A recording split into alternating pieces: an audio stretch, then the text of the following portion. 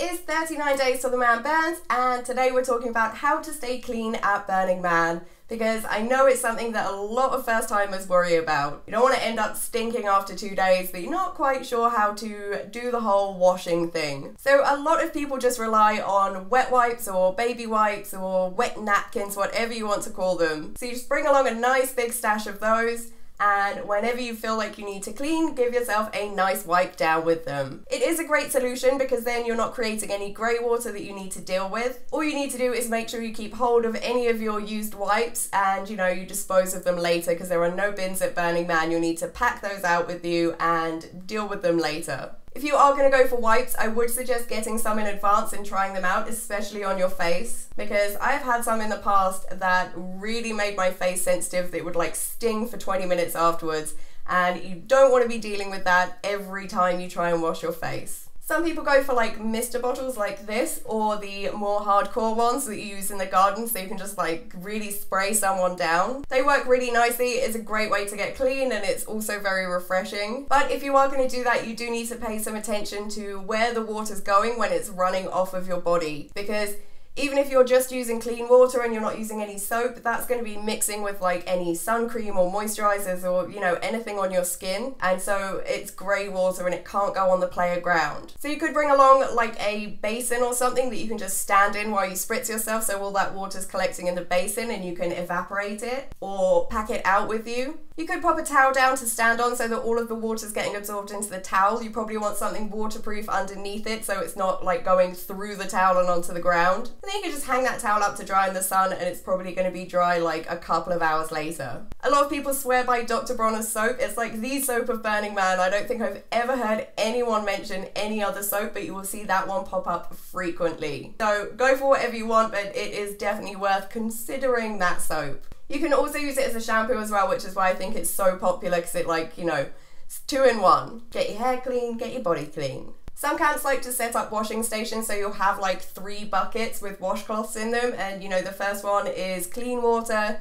so that you can have like a pre-rinse. The second one is soapy water so that you can get clean, and then the third one is to rinse off that soapy water with. And most people that do that say that really you don't need to change that water out all week, or you just need to change it out maybe once in the week. But obviously that depends on how many of you are using it and how frequently you're using it. And again, if you're going to do that, make sure you're paying attention to the grey water, make sure it's not going on the ground, stand on a towel, stand in a basin, And obviously at the end you will need to deal with the water in the washing station, so if you plan to evaporate it, you might want to start evaporating it off in advance, because it's probably going to be more water than you can evaporate in the day, unless you have some kind of really cool evaporation system. It might be easier to just like pack that water out with you and like dispose of it properly later on. There are some theme camps that offer a kind of washing service. So Human Carcass Wash is a pretty popular one, and it is back in 2017. It's part of Poly Paradise. So you could just head down there and, get clean that way.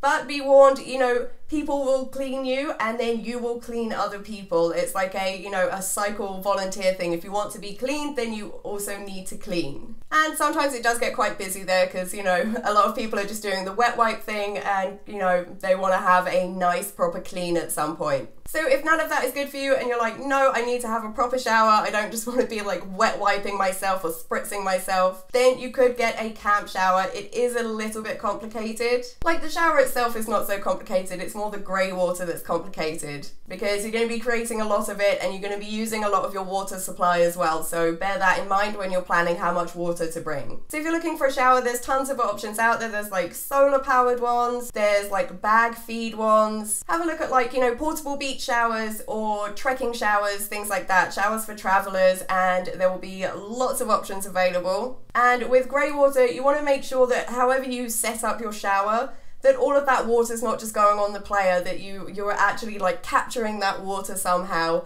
and then dealing with that, whether that's evaporating it or packing it out, however you want to do it. But obviously you are generating a lot more grey water that you're going to need to evaporate. So you will want to have like a decent evaporation system in place if that's what you're planning to do, especially if you're quite a big camp and there's a lot of people using the showers. As an alternative to a shower, as like an almost shower, you could just bring along like a big basin you can stand in and a watering can and have someone like water you like a flower, or just kind of tip water over your head.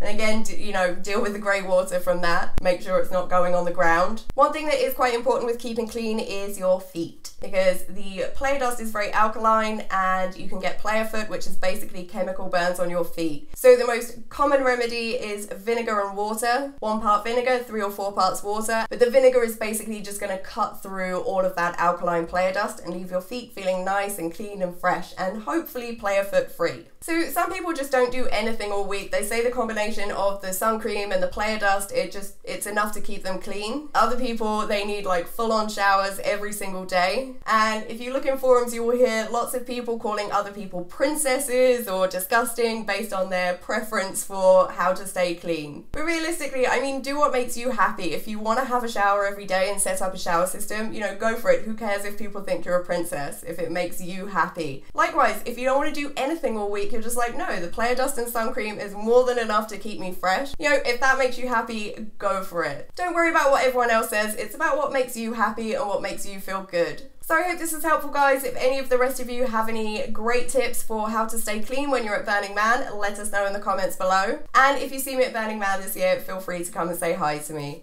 Bye, guys.